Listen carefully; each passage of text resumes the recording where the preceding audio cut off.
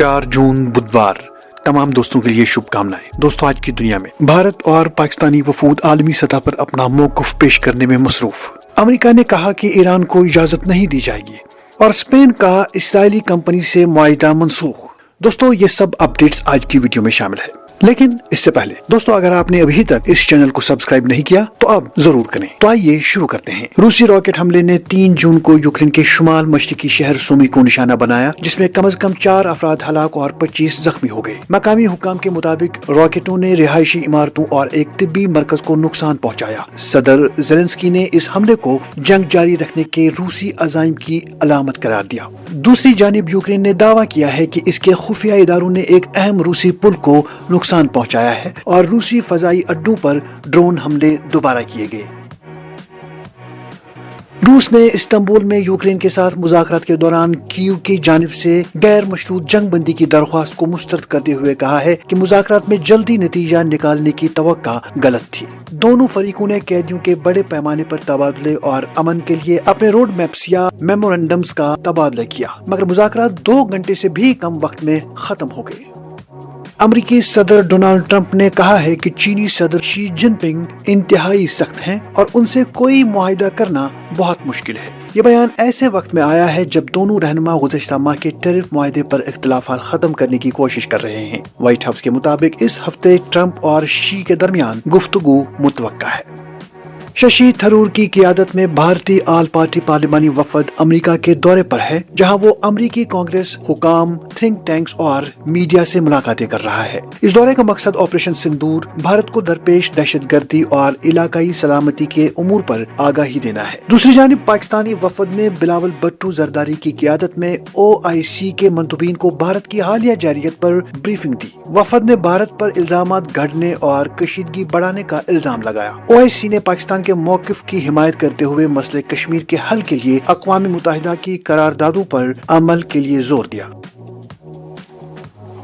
ईरानी supreme leader Ayatollah Ali ख़ामनेई ने America की नई जौहरी मुआहिदे की पेशकश को ईरान के कौमी मफादात के खिलाफ करार देकर मुस्तरद कर दिया है। उन्होंने वाज़िया किया कि ईरान यूरेनियम की अफज़ुदगी किसी सूरत नहीं रोकेगा। इससे पहले अमेरिकी सदर डोनाल्ड ट्रंप ने कहा है कि ईरान को किसी भी सूरत में यूरेनियम की अफज़ुदगी की इजाज़त नहीं दी जाएगी। ताहम अमेरिकी ज़राया के मुताबिक मुजवज़ा जौहरी मुआहिदे में ईरान को 3% तक महदूद यूरेनियम अफज़ुदगी की इजाज़त दी जा सकती है, जिस पर मुकम्मल निगरानी होगी। अमेरिकी ज़राया के मुताबिक वाशिंगटन ईरान के जौहरी प्रोग्राम की तफसीलात से मुकम्मल तौर पर आगाह है और उसकी पेशरफ्त पर तशवीश का इजहार कर रहा है।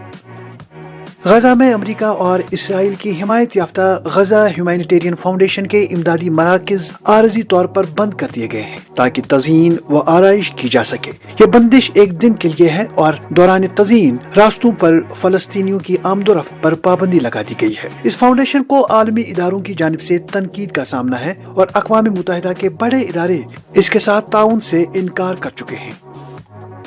अमेरिका के शहर बोल्डर कोलोराडो में इस्राएली यरगमाली की हिमायत में मुजाहरे पर आतिशगीर हमला करने वाले मिस्री नजाद मोहम्मद सबरी सुलेमान की बीवी और 5 बच्चों को इमिग्रेशन हुकाम ने हिरासत में ले लिया है। हुकाम के मुताबिक इन अफराद को जल्द मुल्क बदर किया जा सकता है। जनूबी कोरिया के नए सदर ने ओहदा संभालने के बाद वादा किया कि वो शुमाली कोरिया के साथ मौकूफ मुज़ाकरात को दोबारा शुरू करेंगे और अमेरिका और जापान के साथ 3 तरफा शराकतदारी को मजबूत करेंगे। साल्वाडोर की अदालत ने 3 साबिक फौजी अफसरान को 1982 में मुल्क के खाना जंगी के दौरान 4 डच सहाफियों के कत्ल का कसूरवार करार देते हुए 15 साल कैद की सजा सुनाई है। मकतूलीन के खानदानों की नुमाइंदगी करने वाली तंजीम के वकील के मुताबिक प्रोसिक्यूटर्स ने कम से कम 15 साल की सजा का मुतालबा किया था।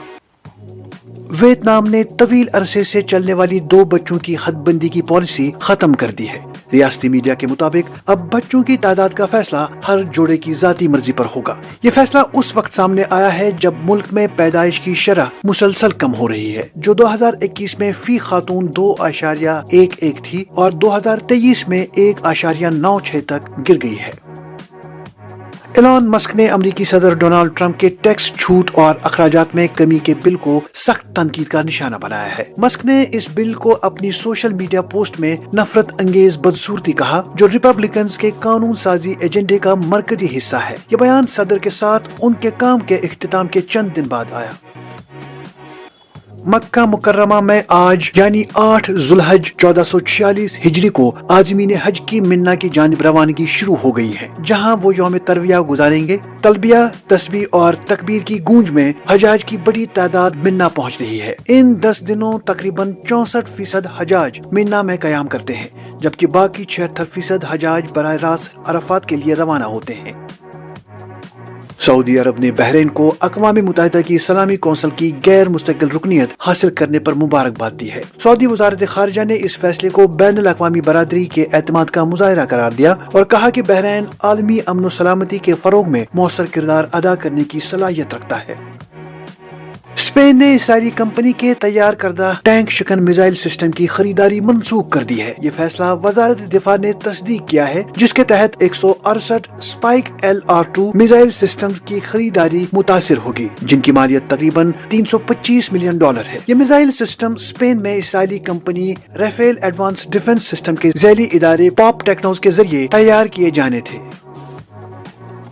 اور دوستوں، آخر پر یہ خبر کہ امریکی حکام نے 2 چینی شہریوں پر ایک خطرناک فنگس فوسارم گرامینیریم کو امریکہ میں غیر قانونی طور پر لانے کا الزام عائد کیا ہے، جسے زرعی دہشت گردی کے ممکنہ ہتھیار کے طور پر دیکھا جاتا ہے۔ FBI کے مطابق چینی محقق زونیونگ لیو نے جولائی 2024 میں اپنی گرل فرینڈ سے ملنے کے دوران یہ فنگس امریکہ لایا۔ محکمہ انصاف کا کہنا ہے کہ یہ فنگس فصلوں میں بیماری پیدا کرتا ہے اور عالمی معیشت کو سالانہ اربوں ڈالر کا نقصان پہنچا چکا ہے۔ تو دوستو، آج کی دنیا میں اتنا ہی۔